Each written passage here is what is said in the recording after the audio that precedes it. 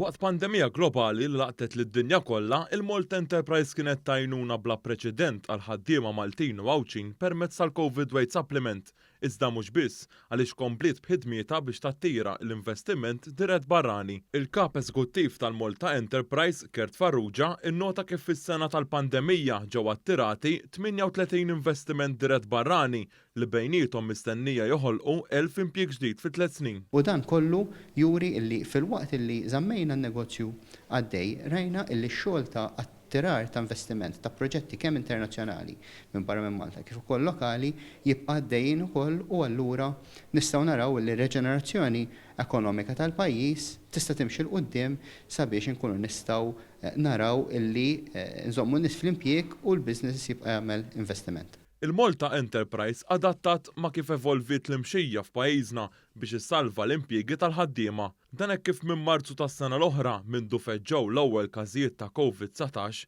inħarġu aktar minn €9 biljun f'għajnuniet lil ħaddiema u l-familji Maltin u Għawċin. Dan wassal biex illum il-qatt jinsab fl-istess livell ta' qabel il-pandemija. Wara Jannar ta' l-2021 rajna illi naqilbu il-wage supplement għal mod kif il-kumpaniji jkunu naqsu dħul tagħhom fl-2020.